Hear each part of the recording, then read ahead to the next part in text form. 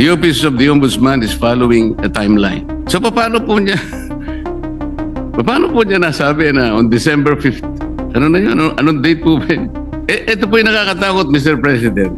Paano po natin mapapaniwalaan na sa timeline na sinet ng Ombudsman, may palalabas na yung warrants of arrest?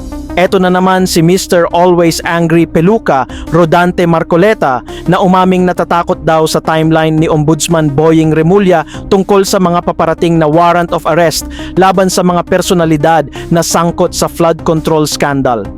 Hindi ba ang ibig sabihin nito, pwede niyang i-preempt ang decision ng Sandigan Bayan or the RTCs because he is following a timeline? And the most intriguing issue here, Mr. President, is that he might be able to influence and preempt the decision of the RTCs and the Sandigan Bayan just to make that timeline a reality.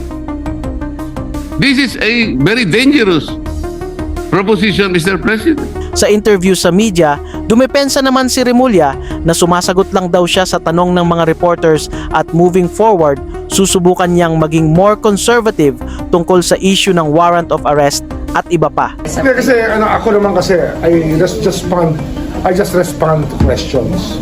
So next time probably we will try to be more conservative about this matter. Kasi nga we try to calculate the time period involved in every stage of the proceeding, and those estimates are just guesstimates. They're not meant to influence anybody.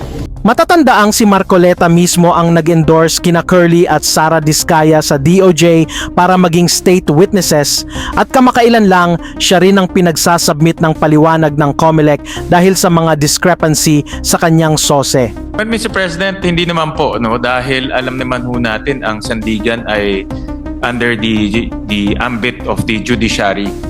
Iba naman po ito sa trabaho po ng ombudsman. Pero bilang ombudsman, nakikita ko ho na dahil sila po ang magfa-file ng kaso, very optimistic ho sila na yung kanilang ifa-file na kaso meron pong kinahinatnan.